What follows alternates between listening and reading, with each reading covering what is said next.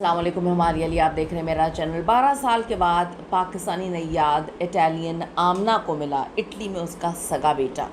12 سال کا انتظار، ممتا کی تڑپ، ایک دل دہلا دینے والی کہانی جو آپ کو سوچنے میں مجبور کر دے گی کہ ہمارے پلانز کچھ اور ہوتے ہیں اور اللہ کا پلان کچھ اور ہوتا ہے۔ جسے یتیم سمجھ کر صدقہ دیا وہی اس کے جگر کا ٹکڑا نکلا۔ ایک حادثے نے کھولا زندگی کا سب سے بڑا راز، ماں اور بیٹے کا وہ ملاپ جس نے سب کو رلا دیا۔ لیکن ایک جھوٹ کی دہن، ایک جھوٹ کی ایسی داستان، ایک جھوٹ کی ایسی کہانی جو یہ سوچنے پہ مجبور کر دیتی ہے کہ ہمیشہ جھوٹ کیا عورت کو بولنا پڑتا ہے اپنی زندگی کو سنوارنے کے لیے۔ یہ ویڈیو آپ لوگوں کے لیے بڑی امپورٹنٹ ہے جو پاکستان سے باہر رہتے ہیں، بہت ساری چیزیں اپنے دل کو مار کے، اپنے سکون کو مار کے، اپنے بچوں کی ایک اچھی زندگی کا جو ہے خواب دیکھتے ہیں۔ تو یہ کیسی بات ہے؟ ریکویسٹ ہے چینل کو سبسکرائب کریں، ہمیں آپ کی سپورٹ کی ضرورت ہے، آپ نے ویڈیو کو آخر تک ضرور دیکھنا ہے۔ یہ آمنہ اور حمزہ کی کہانی، ایک جذباتی سفر جو دلوں کو چھو لینے والی کہانی ہے۔ میں آپ کو بتاؤں کہ اٹلی کی مشہور معروف سڑک، ٹریفک کا شور، آمنہ اپنے شوہر فواد کے ساتھ گاڑی میں بیٹھی ہوئی ہے۔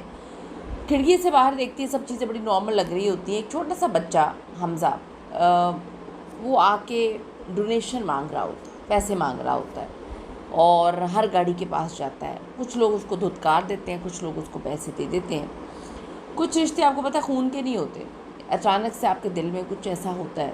تو آمنہ کو معلوم نہیں تھا کہ جس بچے کو وہ روز سڑک پہ دیکھتی ہے اس سے اس کا کیا رشتہ ہے۔ کوئی اس کو لگا نہیں کہ میرا اس سے کوئی رشتہ ہوگا۔ فواد دیکھو اس بچے کو، کتنی معصومیت ہے اس کے چہرے پہ، ننھا سا بچہ کیسے ڈونیشن مانگ رہا ہے، پتہ نہیں اس کے والدین کہاں پہ ہوں گے، اس کو یہ کام کرنا پڑ رہا۔ آمنہ یہ بات بولتی ہے، پھر وہ بچہ جو ہے ایک دن کتابیں لے کر کھڑا ہوتا ہے، بیچ رہا ہوتا ہے۔ اس کا شوہر کہتا ہے بھی تو ہزاروں بچے ہیں، ان کا اسکیم ہوتا ہے، ان کا کام ہوتا ہے، تم یہاں سے چلو۔ عائشہ نام کی ایک لڑکی اس بچے کے ساتھ ہوتی ہے، وہ آ کے کہتی ہے جی میرا نام عائشہ ہے اور ہم فلاں اسکول سے چیزیں بیچتے ہیں۔ تو آمنہ کہتی ہے کہ ہم کچھ چیزیں خرید لیتے ہیں۔ آمنہ کو پتہ ہی نہیں تھا۔ آمنہ جو ہے ان دونوں بچوں کو جو ہے وہ بسکٹ دیتی ہے اور کہتی ہے ہمیں کچھ بھی نہیں چاہیے، وہ آگے چلے جاتے ہیں۔ آمنہ پریشانی میں ایک دم سے ادھر ادھر بھاگتی ہے کیونکہ اس نے اس کے گلے میں ایک لاکٹ دیکھا ہوتا ہے۔ وہ لاکٹ جو اس نے اپنے بچے کے گلے میں جب وہ پیدا ہوتا ہے تب ڈالا ہوتا ہے۔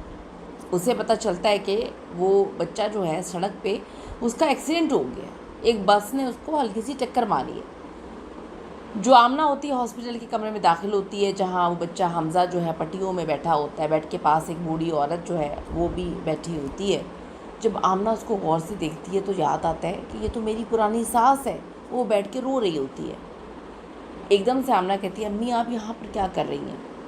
تو آگے ساس اس کی عورت بولتی ہے تم اب آئی ہو 12 سال کے بعد، تمہیں اب خیال آ رہا ہے؟ دیکھ لو اپنے بیٹے کو، جس حمزہ کو تم یتیم سمجھ کر چھوڑ کر پھینک کر چلی گئی تھی، آج وہ سڑکوں پہ ٹھوکریں کھا رہا ہے، اور دیکھو ٹھوکریں کھا کھا کے وہ کہاں تک پہنچ گیا ہے۔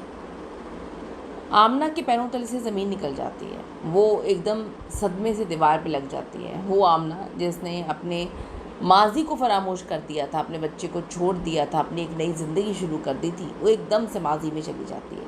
ماضی کا بوجھ آپ کو پتہ ہے بڑا دردناک ہوتا ہے۔ اس کے والدین اسے زبردستی گاڑی میں بٹھا رہے ہوتے ہیں۔ ایک ماضی میں ایک لڑکی ہوتی ہے جس کا نام ہوتا ہے، بڑی معصوم سی، بڑی پیاری سی، جس کا نام آمنہ ہوتا ہے، اور والدین زبردستی گاڑی میں بٹھا رہے ہوتے ہیں۔ ایک معصوم سا چھوٹا سا بچہ رو رہا ہوتا ہے۔